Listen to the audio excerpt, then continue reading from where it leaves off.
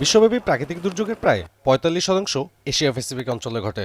এর মধ্যে বাংলাদেশ সপ্তম এবং সর্বাধিক দুর্যোগপ্রবণ দেশ হিসেবে চিহ্নিত। এর সাথে জলবায়ু পরিবর্তনজনিত দুর্যোগের কারণে বাংলাদেশ প্রতিনিয়তই বড় ধরনের চ্যালেঞ্জের মুখোমুখি হচ্ছে। এমন পরিস্থিতিতে দুর্যোগ মোকাবিলায় পূর্ব প্রস্তুতি সহ ক্ষয়ক্ষতি লাঘব করা, ক্ষতিগ্রস্ত জনগোষ্ঠীর জন্য জরুরি সহায়তা প্রদান, পুনরুদ্ধার ও পুনর্বাসন কার্যক্রমকে দক্ষতার সাথে করতে দেশে প্রথমবারের মতো নির্মাণ করা হচ্ছে জাতীয় দুর্যোগ ব্যবস্থাপনা ও প্রশিক্ষণ ইনস্টিটিউট। বুধবার দুপুরে গাজীপুরে ইনস্টিটিউটটির ভিত্তিপ্রস্তর স্থাপন করেন প্রধানমন্ত্রী তারেক রহমান। আয়োজিত সুধী সমাবেশে প্রধানমন্ত্রী বলেন, সীমান্তের উপরে ব্যারেজ নির্মাণের ফলে দেশের দক্ষিণ পশ্চিমাঞ্চলে শুষ্ক মৌসুমে পানির সংকট দেখা দিচ্ছে। এই সংকট লাঘবে পদ্মা ব্যারেজের পাশাপাশি তিস্তা প্রকল্পের কাজ শুরু করার প্রতিশ্রুতি দেন প্রধানমন্ত্রী। এই বিএনপি সরকার পদ্মা ব্যারেজের কাজেও হাত দেবে, ইনশাআল্লাহ তিস্তা ব্যারেজের কাজে হাত দেবে।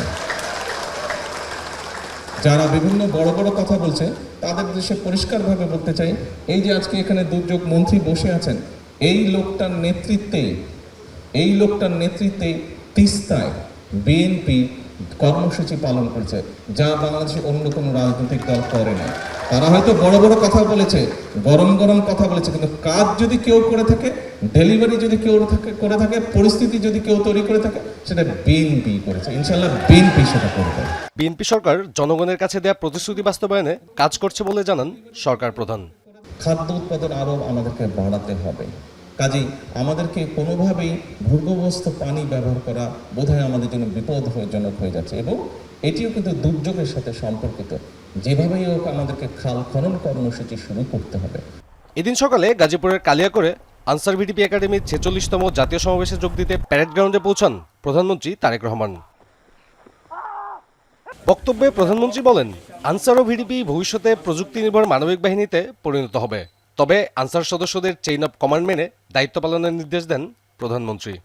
আমি দৃঢ়ভাবে বিশ্বাস করি আপনাদের নিষ্ঠা, শৃঙ্খলা, পেশাদারিত্ব এবং গভীর দেশপ্রেমের মাধ্যমে বাংলাদেশ আনসার ও গ্রাম প্রতিরক্ষা বাহিনী ভবিষ্যতে প্রযুক্তি নির্ভর মানবিক সামাজিক বাহিনী হিসাবে ইনশাল্লাহ আত্মপ্রকাশ করবে।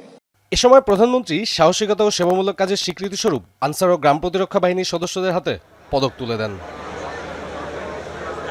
সাব্বির রোজ, এখন, গাজীপুর।